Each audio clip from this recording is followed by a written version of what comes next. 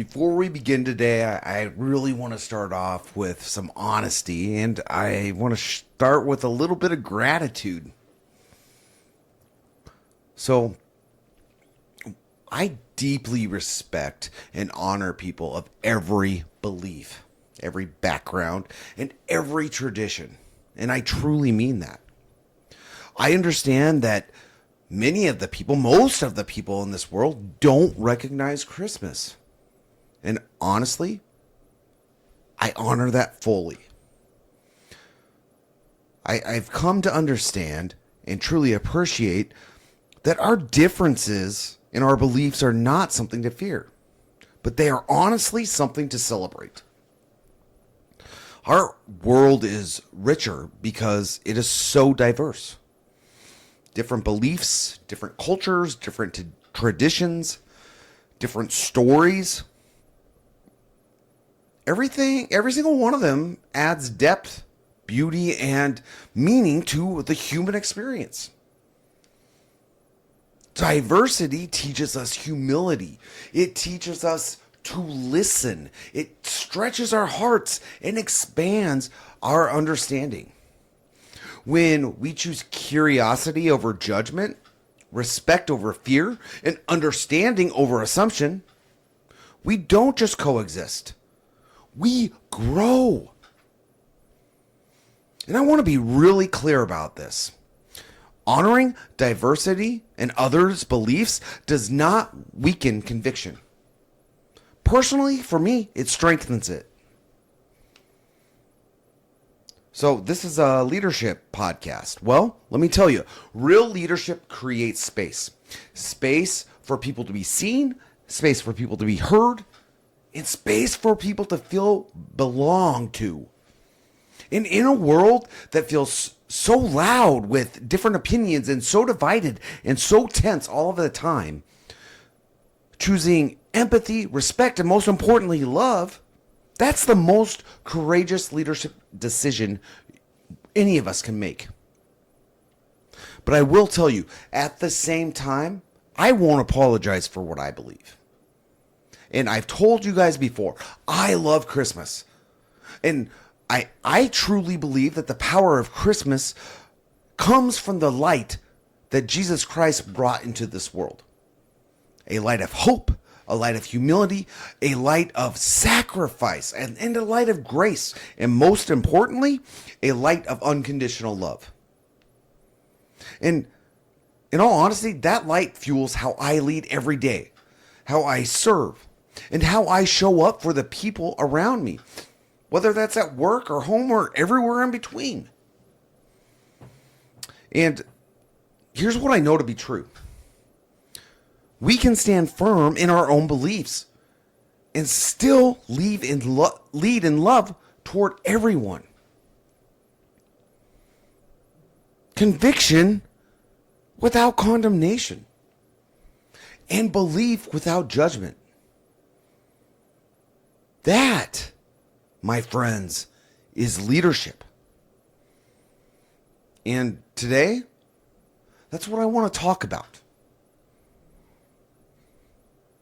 The quiet, peaceful leadership of Christmas. That light that I believe Jesus brought into the world was never meant to stay in history. It was never meant to live in a story that we tell once a year.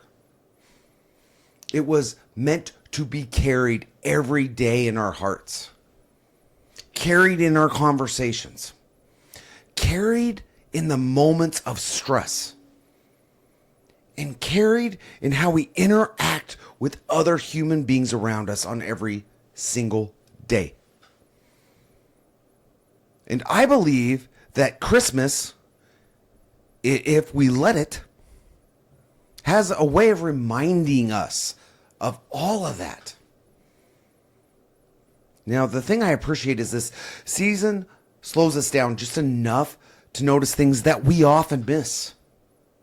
The lights feel brighter, the days feel heavier, and emotions, both joy and painful, well, those emotions come closer to the surface. For some people, the season is just full of celebration and connection. For others, it carries grief, loneliness, financial stress, and exhaustion. Or memories that they just simply don't want to revisit. And in all honesty, most people carry both. Different beliefs equal the same need for kindness. Different traditions equals the same desire to be seen. And that's why how we show up right now matters so much. Because leadership doesn't clock out during the holidays. And again, I'll tell you, leadership does not require a title. Leadership shows up in the grocery store lines, in the parking lots, and in the living rooms, in the hospitals, and in the workplaces, where the people are just running at full speed, sometimes with half the energy. And whether you realize it or not, you are leading someone. Whether it's a family member, a teammate, a child, or a friend, or a stranger that just crosses your path for a mere few seconds. You are influencing someone, whether you realize it or not. Here's the thing. A kind word can change someone's entire day. A moment of patience can de-escalate a situation that didn't need to spiral. And a choice to believe in someone, especially when they are struggling, that choice can help change the entire direction of their life. Leadership is influence. And you know what? Influence, it is never neutral. Especially this time of year, especially during the holidays. Now, we often think of courage as big decisions and bold moves. But courage during Christmas, it looks and sounds a little bit different. Courage during Christmas looks and sounds more like empathy instead of judgment. It looks and sounds more like grace instead of frustration. And it looks and sounds more like presence instead of distraction. It takes courage to slow your reaction. It takes courage to assume positive intent. It takes courage to meet people where they are and not where you want them to be. And just remember, courage doesn't disappear during Christmas. It just shows up differently. And this kind of courage at this time of year, it is felt. People will not remember what you said to them, but they will remember how you made them feel, especially this time of year. This time of year, candor still matters and expectations still exist, but the responsibilities do not disappear. But remember, candor without compassion, it can be wounding. And compassion without candor just can be confusing. Leadership this season calls us to hold both. It calls us to speak the truth with care, to be clear without being cold, and to hold standards while remembering that every person is a human being first. Leadership does not require agreement, but it does require heart. So remember, kindness is not weakness. Grace, the act of grace, is not passive. And most importantly, love is never, never soft. All of those things, they are powerful choices. At the center of Christmas, I truly, with my entire being, believe at the center of Christmas is heart. And heart is choosing love over convenience. Heart is extending grace when it is not earned. And heart is believing in people when they don't believe in themselves.